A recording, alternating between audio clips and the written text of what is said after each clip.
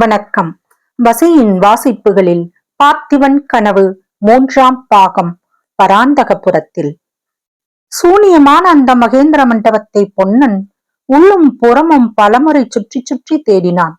மகாராஜா எப்படி மாயமாய் போயிருப்பார் என்று சிந்தனை செய்தான். நேற்று சாயங்காலம் காட்டு வெள்ளத்தில் கரை சேர்த்தது முதல் நடந்தனவெல்லாம் ஒருவேளை கனவோ என்று கூட அவனுக்கு தோன்றியது.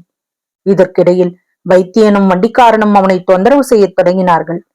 தன்னிடம் ஆபத்து காலத்தில் செலவுக்காக வைத்திருந்த பொற்காசுகளில் ஒன்றை அவர்களுக்கு கொடுத்து அனுப்பினான். இளவரசருக்கு ஜுரம் முற்றி ஜன்னியின் வேகத்தினால் எழுந்து ஓடி போயிருப்பாரோ என்று பொன்னன் மனதில் தோன்றிய போது பகீர் என்றது. அவனும் பித்தம் கொண்டவனைப் போல அங்கும் இங்கும் அலையத் தொடங்கினான். குடுகுடு என்று நதிக்கரைக்கு ஓடுவான். மறுபடியும் மகேந்திர மண்டபத்துக்கு உள்ளே ஆசையுடன் நெஞ்சு திக்கு திக்கென்று அடித்துக் கொள்ள உள்ளே எட்டி பார்ப்பான். மனம் கலங்கியிருந்தபடியால் இன்னது செய்கிறோம் என்று தெரியாமல் விக்கிரமன் படுத்திருந்த வைக்கோலை எடுத்து உதறுவான். பிறகு வெளியிலே வந்து ஒரையூர் சாலையோடு கொஞ்ச தூரம் போவான். மறுபடியும் திரும்பி வருவான். இப்படி ஒரு தடவை அவன் திரும்பி மண்டபத்தை நோக்கி வந்தபோது மண்டபத்தில் இருந்து சற்று தூரத்தில் இருந்த ஒரு பெரிய இலுப்ப மரத்துக்கு பின்னால் ஒரு உருவம் மறைவதைக் கண்டான்.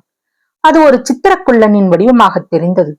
கொல்லிமலை அருவி பாதையில் தான் அன்று பார்த்த பயங்கர உருவங்கள் பொன்னனுக்கு ஞாபகம் வந்தன. நேற்றிரவு இருளில் நடந்த சம்பாஷணையும் நினைவு வந்தது.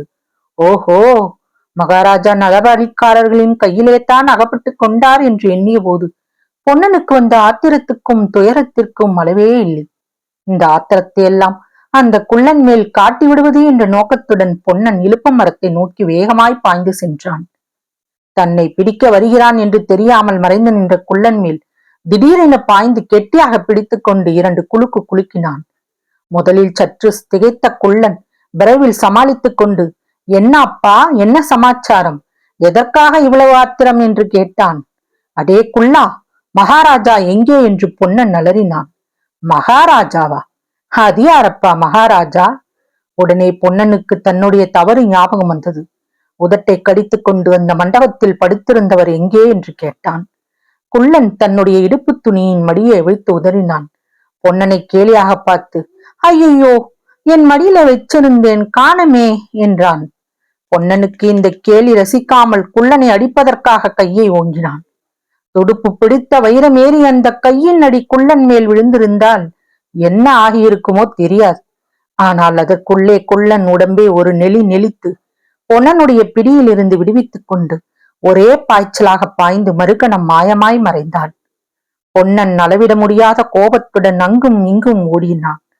இதற்குள் இருட்டிவிட்டபடியால் 10 அடி தூரத்திற்கு மேல் கண் தெரியவில்லை. மேலும் இந்த இடத்தில் நாலாபுறமும் புதர்களாக இருந்தன. எனவே குள்ளனை கண்டுபிடிக்க முடியவில்லை.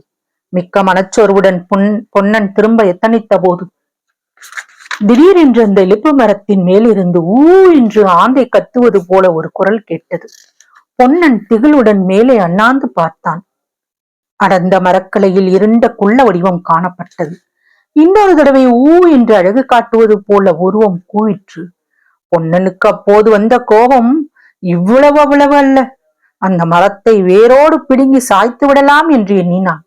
அப்போது குள்ளன், அடே புத்தியற்றவனே, மகாபத்திரகாளியின் பக்தனை உன்னால் என்ன செய்ய முடியும் என்று கேட்டான். பொன்னனுடைய மனதில் இப்போது ஒரு யுக்தி தோன்றியது.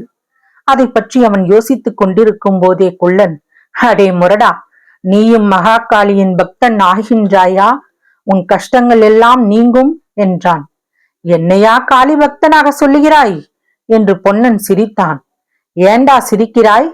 ஜாக்கிரதை, காளியின் கோபத்துக்கு ஆளாவாய். அப்போது பொன்னன், நான் சேர்ந்து விட்டேன் அப்பா, சேர்ந்து விட்டேன். ஆனால் என்ன பிரயோஜனம்? கபால பைரவர் எனக்கு இட்ட கட்டளையை நிறைவேற்ற தவறி விட்டேனே. ஐயோ, அவருக்கு என்ன சொல்வேன் என்றான். அப்போது குள்ளன் வியப்புடன், அப்படியா, என்ன கட்டளை இட்டிருந்தார் என்று கேட்டான். இந்த மண்டபத்தில் படுத்திருந்தவனை பத்திரமாய் கொல்லிமலைக்கு கொண்டு வர சொன்னார். நேற்று ராத்திரி இந்த இடத்தில் தான் கட்டளை இட்டார். ஐயோ, தவறிவிட்டேனே என்று பொன்னன் அழுகிற குரலில் கூறினான். அடடா, முன்னமே சொல்லியிருக்க கூடாதா? நீ வருவதற்கு சற்று முன்னால் காஞ்சி சக்கரவர்த்தியின் மகளும் இந்த வழியே போனார்கள். அவர்கள் அந்த மண்டபத்தின் அருகில் நின்றார்கள். மண்டபத்தில் இருந்து ஒருவனை எடுத்துக்கொண்டு வந்து பல்லக்கில் ஏற்றி கொண்டார்கள்.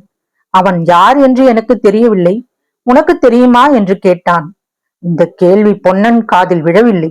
ஏனெனில் அவன் வைத்தியனையும் கட்டை வண்டியையும் அழைத்து வந்தபோது எதிரில் குதிரை பல்லக்கு முதலிய ராஜ பரிவாரங்கள் வருவதைக் கண்டு ஒதுங்கி நின்றான்.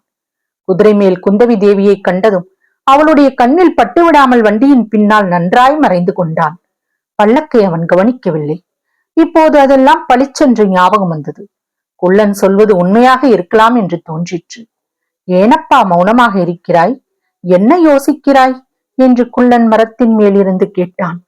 பொன்னன் அவனை பார்த்து, என்ன யோசிக்கிறேன்னா, உன்னை எப்படி காளிக்கு பலி கொடுப்பது என்று தான் யோசிக்கிறேன் என்று கூறி கீழே கிடந்த ஒரு கல்லை எடுத்து அவன் மேல் வீசி எறிந்தான். குள்ளன் அப்போது முன்னம் விக்கிரமன் கத்தியை ஓங்கியவுடன் செய்ததைப் போல வாயை குவித்து கொண்டு தீர்க்கமான ஒரு கூச்சலை கிளப்பினான். அந்த பயங்கரமான ஒளியை கேட்டதும் பொன்னனுக்கு உடம்பெல்லாம் மயிர் கூச்சல் எடுத்தது. அங்கிருந்து அவன் ஒரே ஓட்டமாக உறையூர் சாலையை நோக்கி ஓடத் தொடங்கினான். அந்த காட்டாட்டம் கரையில் இருந்து சுமார் காத தூரத்தில் இருந்த பராந்தகபுரம் என்னும் ஊரை பொன்னன் அடைந்த போது இருட்டி ஒரு ஜாமத்திற்கு மேல் இருக்கும்.